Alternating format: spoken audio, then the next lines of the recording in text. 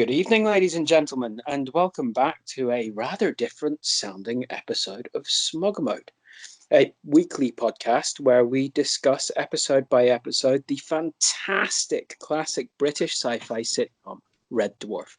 We're currently on Series 6, Episode 3, Gunmen of the Apocalypse, and I am joined tonight, as you will hear in a minute, by the wonderful and esteemed Troy. Yes. Mr. Troy. Hello. And the wise and venerable Tom. Hello, hey. Tom. I myself am Dan Rudge, and we are missing our tyrant, leader. Embarrassment. That way. Reason for a disclaimer, Ben Gilman. But we are assured that he is having a wonderful time by his wife with absolutely no hints of threats of bodily harm at all. I do want to get into the episode immediately, but before I do have one thing that has to be done. Troy, you managed to get lost in another black hole for the last few episodes. Yes, I did. I know. It was tough. It was tough, but yeah. Since we have switched over into season 6, episodes 1 and 2, would you like to give us just a quick there are people out here who are Troy fans, want to know what Troy has to say about it.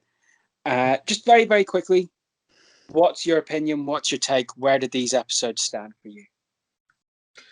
Right now, out of the Signs and the Legion, I'd say the first episode, season 6, is probably my favorite so far over episode 2.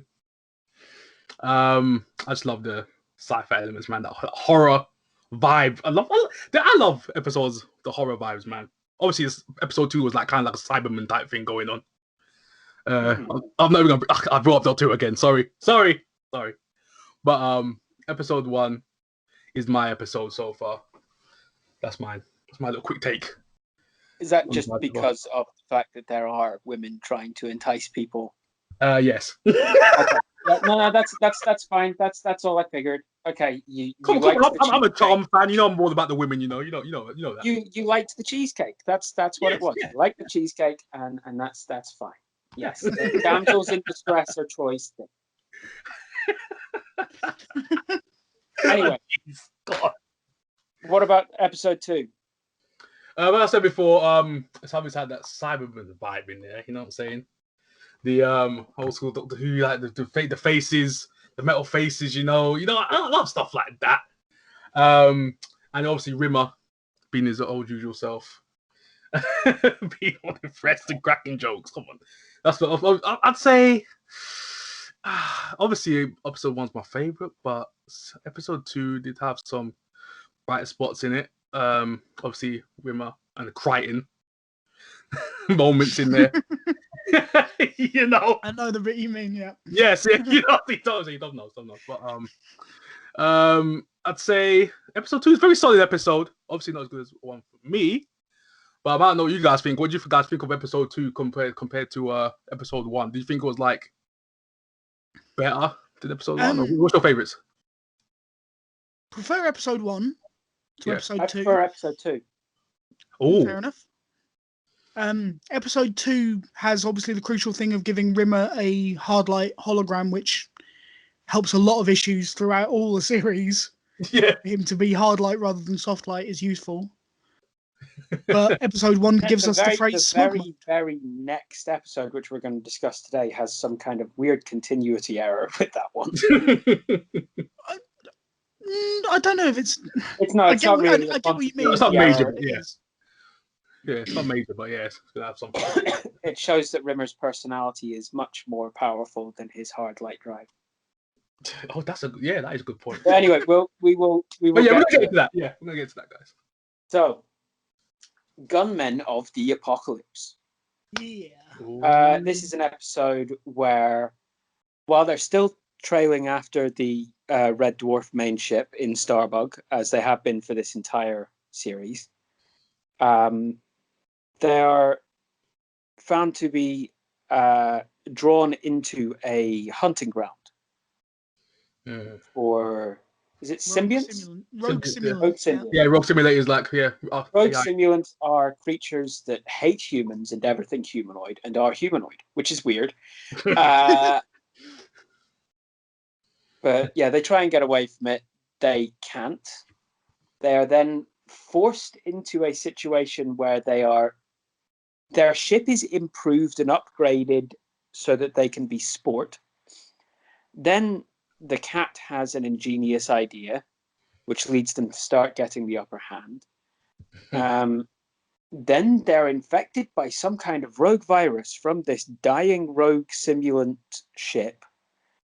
And then Crichton tries to go and fix the virus because otherwise it will spread everywhere, shut absolutely everything the hell down, and anything that it does touch is going to go completely dead and fly into a moon or something, which is exactly what Starbug is about to do.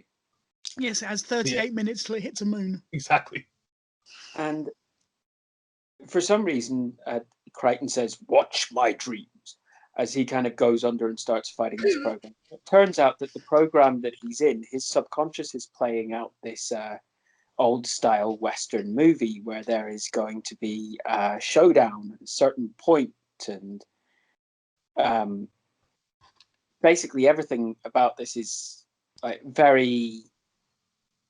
It's quite Inception-y. Yeah, that's a good like common analogy. Yeah, I like that. Inception-y It's 20 years quite before Inception. Inception-y, quite Matrix-y, but also the idea is that they're going for that not just old-timey Western vibe, but old-timey Western could be a coin-operated arcade game vibe. That Tron, like a Tron type of thing. But at the same time, it's got a little Westworld feel about it as well. Yeah, it's not so much that they've taken this directly from a Western. It's not that like when they're in there, it feels incredibly like a video game. It's just that this is one of those things where, have you ever heard the genre lit RPG? Mm-hmm. Yes. I think I brought it up a couple of times. Yeah, It's one of those things where you're like in Ready Player One, or for those of us who are anime fans, anything from Sword Art Online to Yeah. any isekai kind of you get stuck in a game kind of thing, right? Yeah. Same kind of idea.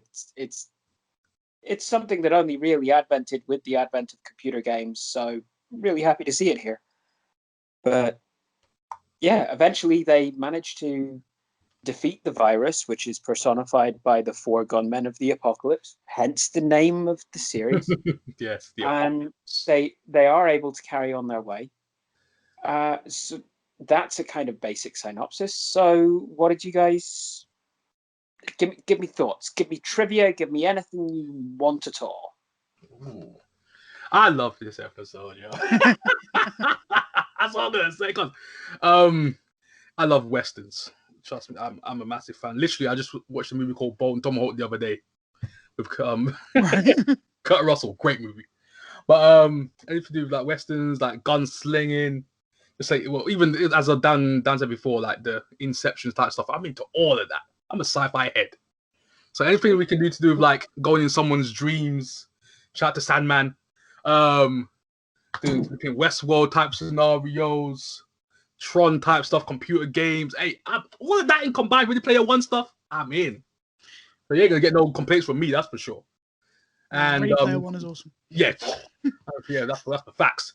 And also the apocalypse type thing going in there, like anyone seen X-Men? You got all these different characters. You got famine, pestilence, war, death, all that kind of stuff. I'm into all of that. Cool. I love it. Love getting down. I'm good. I'm good. Love it. What about you, though, Tom? Really, I love the episode. Yeah.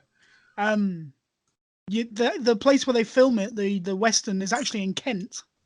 Kent, what's that? Yeah, it's an entire set up Wild West village. You can only go. You can't. It's not like a visitor attraction. You can only go in there if you're filming for something. It's not just open to the public or anything. Nobody can go in.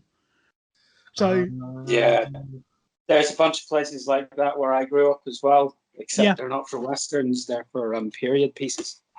Oh yeah, I've heard of that. Yeah. I think it's a place. If my name's right, if the name, I think it's called Laredo, is the name of the place in Kent where they filmed it. It's the name of the made-up village. Oh, Laredo. But apparently, there's been quite a few things. What? Not Ligero. No, wait a minute.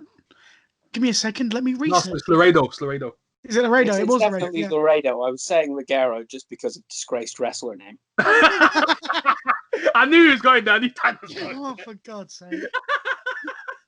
Of all I trades. knew he was going there. What? Ben isn't here, and we've mentioned Doctor Who Exactly. already. We've got He's to not get here. wrestling in Take somehow. advantage of it.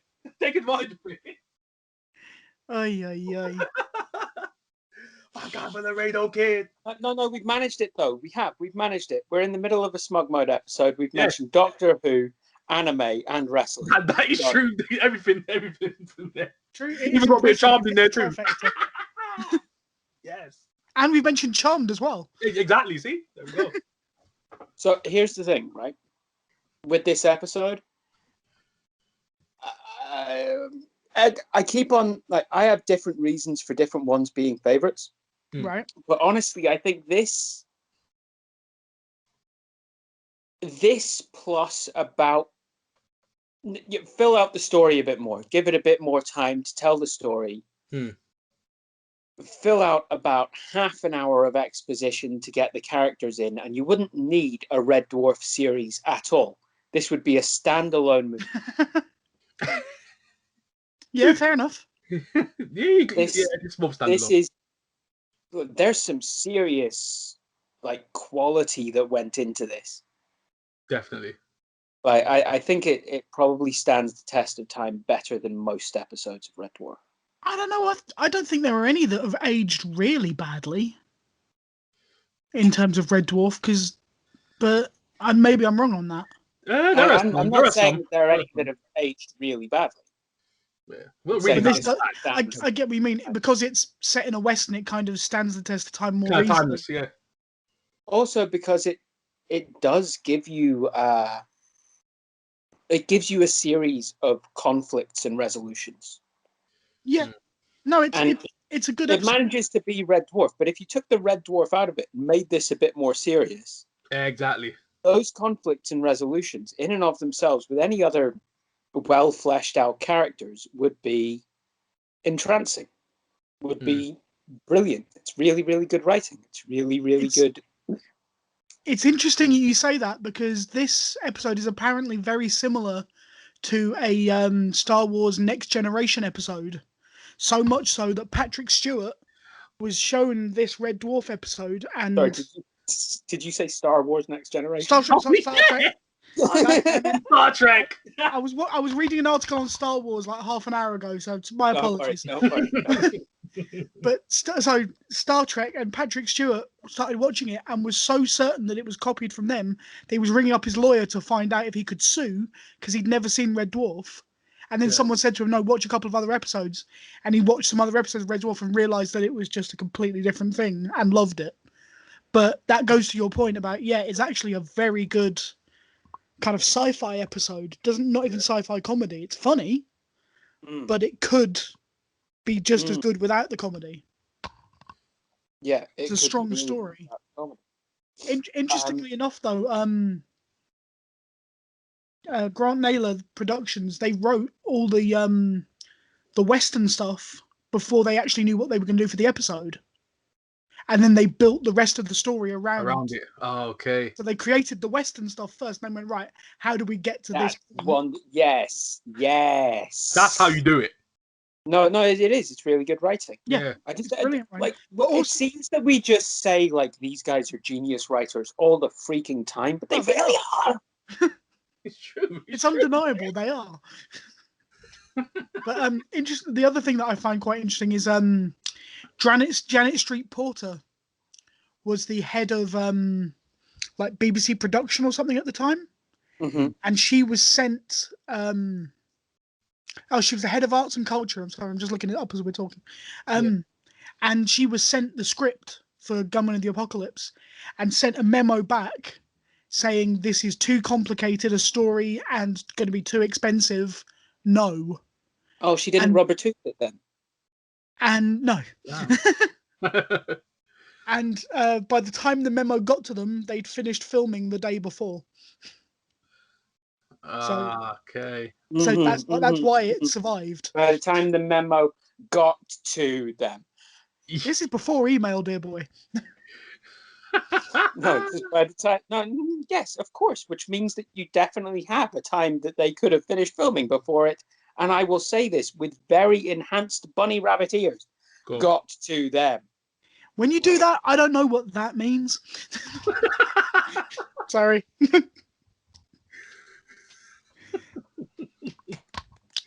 Anyway, sorry. But yeah, that Well was. done. Have you seen what some of the other names they had for this episode were? Oh, that's what of the I episode. haven't The got it in episode. front of me, but yeah.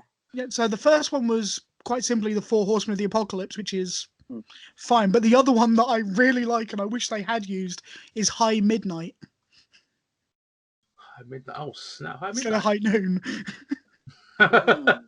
There's like an old western, something called High High Noon. Midnight doesn't so much sound like a western as No, know, it sort doesn't. It of a doesn't. It really doesn't. comedy where everyone's stoned. True, but I just like the parody of it. High And midnight. Grant and Naylor described it as a roast beef western rather than a spaghetti western. Lovely roast beef. That's exactly what it's like. A roast beef western. So what do we think of the characters that they play in this one? All the best. Oh, come on, who can get around how freaking stylish? Sorry, Ben, I'm nicking your spot. The Riviera Kid is. Riviera Kid. The Riviera Kid. Yes. Character His wasn't originally mass, written as like, Mexican. Three Amigos level of Fistful sombrero. of dollars, all them. I think he literally nicked the outfit directly off of the Three Feckin' Oh, the Amigos. sombrero, everything. He's got it down to a T, to a science. Was this not released before the Three Amigos or at the same time as the Three Amigos? Well, someone has been shady. But yeah, it was Danny John Jules' idea to make the character Mexican. It wasn't a Mexican character initially. And Danny John Jules went, how funny would this be? And they went, yeah, all right. So it was his idea to make him. It worked so well. Yeah, oh god, yeah. I just also love Rimmer knowing that he can't be hurt, being dangerous Dan McGrew. Oh yeah. Also beaming into someone's hat Yeah. in the middle of a game. I mean, that leads to one of my favourite jokes from this episode is the guy saying to him, that pays for the hat, and now what about the insult? And we're going, okay, Well, you're a it's a fat fat bearded smoke. git with breath that could paralyse him. Sorry, I just absolutely love that quote. It's one of my favourites. Oh no, it is. And what's the other one? I know how to speak cowboy. A dry white wine and Perrier, please. Yeah, that's good. That's a good one. That's a good one. Oh my god. No, but I don't know how long it caused a problem, but this filming of this episode caused a problem between Craig Charles and Chris Barry quite badly, apparently, because Robert Llewellyn and Danny John Jules were both accomplished horse riders. Yeah. Chris Barry and Craig Charles were not. Craig Charles was like really happy to learn. Chris Barry was absolutely shit scared of doing the horse riding. And when he was on the horse, Craig Charles ran up and slapped it on the arse and sent it skidding across a hot top. Oh no. Yeah, apparently Chris Barry was fucking furious with him. That guy's Craig Charles is something else, man. That guy's Yeah, that's ridiculously He childish. really at the same does. time. He really does not have a filter most of the time. No, but that's one of the reasons why we love him. yeah. I'll never work with him, but yeah, we love him. Yeah. I Anyway, don't know, I'd quite enjoy guys, working with Craig guys. Charles. Never know. It would be an experience. Yeah. Oh, it Before, would be an before experience. we wrap up everything to do with this episode, Yes. are there any in particular bits and pieces, things you would like to bring up that really, really caught your eye about this episode? I do love when they're trying to pretend that they're not human to avoid the rogue simulants, and they become members of the Vindaloovian people, which involves them putting one of Crichton's eyes on each of their chins and then holding it upside down. Yeah. Love that. Yeah. Do you remember the that it reminded me of, you know, the Muppets? Yeah. Yeah. The radio. Radio. Radio. Yeah, I can see that. Radio. Oh my god, I love it, man. I just loved it. Yep. Dad's going crazy, man.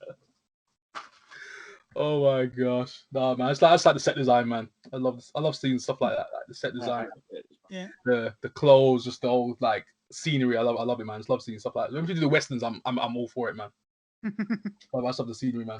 The backdrop, I'm good. That sombrero, bro. The sombrero was epic, bro. I can't wait, man. I love it. Oh god. So I love about this episode. Is this the episode where Crichton asks, "Do I have permission to sacrifice myself?" And Grimmer replies, "The living's like cliffs, granted." I think it is, yeah. The living's like cliffs, granted. Yep.